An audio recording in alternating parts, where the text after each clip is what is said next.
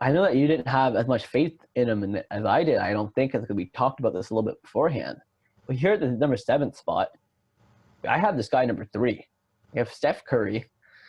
I think he's a dark horse MVP candidate, to be honest.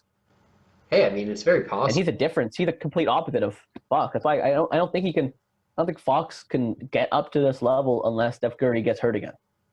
Yeah, I mean, it's definitely possible that we could obviously see the old Steph Curry because, like I kind of said about John Wall, unlike a guy like Derrick Rose, he's not a guy who needs to just have explosiveness for his game to take off, especially a guy like Steph Curry, where he obviously one of the best three-point shooters, not just in the game today, but of all time. We've seen him break multiple records in that regard. So he's going to be able to obviously use that to his advantage. My big thing was, like I said about John Wall, I do think him and Curry both are going to come out with something to prove this year. The main difference is I think that Golden State team isn't going to be as good as a lot of people are hoping. 'Cause the best version of Steph Curry we see is when Klay Thompson is out there, and they just to get play that ring around posy or circle kind of offense where it's just one of them just passing through to one of them gets a three. He can't do that with Andrew Wiggins. He can't do that with Kelly Oubre. He can't do those with those guys. He's really going to have to rely on being a playmaker a lot more this year. Not that he doesn't have that ability,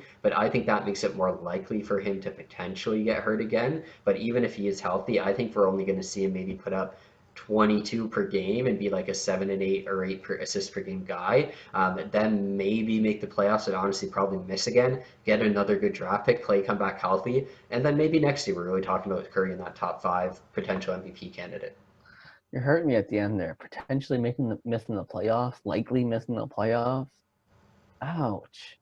Have some faith in the former MVP back-to-back MVP guy. He I'm not even going to refer to any of his stats he put up last year because he only played 5 games and he came back from injury to a team that was the worst team in the league.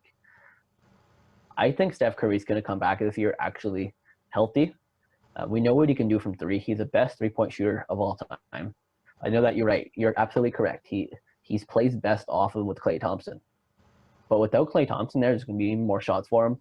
And as much as Wiggins and Oubre are much different players than Klay Thompson, they are guys that you can still include in the offense and you can still move them around a lot. And I just see Curry taking over a lot of these games because he has something, like you said, he has something to prove. He wants to go in there and really dominate. I see him putting up 11, 12 three-pointers per game, pulling a Trae Young, James Harden, shooting the ball from wherever he wants. It used to be a thing a couple of years ago, back when he was in his prime MVP seasons, that you guarded Steph Curry from that half court because he was going to pull up anywhere.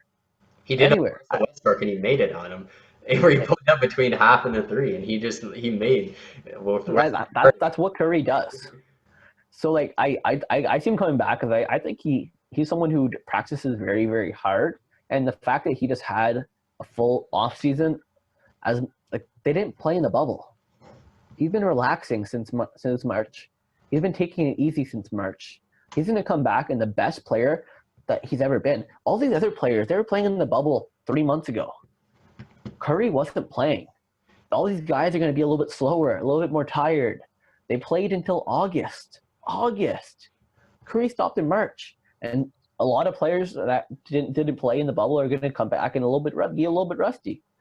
Curry won't. He's not someone who fucks around with. He's not someone who takes a moment off. He's someone who puts up 1,000 three-pointers in a practice session and makes 900 of them. Or 950 of them, probably. I just see him coming back and having an MVP caliber year. I don't think he's going to win MVP because there's other players that at this point stuff the stat sheet like crazy. But Curry, I see him having a top 3 MVP season and leading that team to a top 4 seed. You know, it is. He's got to lose the headband. I mean, in those 5 games, he shot under 25% from three. I'm not listening to those 5 games. He's got to lose the headband. He wore the headband during the 5. He just needs to lose it, come back, and Curry. He's got to throw a couple mouth guards. He'll be happy. He'll be good to go. There you go. Make Under Armour. But I wish he was a little bit higher because, like I said, I did have him number 3. But Curry, just keep on balling, show us wrong, prove us wrong. Golden State fans, shit on us, but subscribe because at the end of the year, we might be making a video about how we're wrong. Wouldn't you love to see that? Hey, well, you're right, technically. You just show your own list, right? I'm waiting for it. So moving on.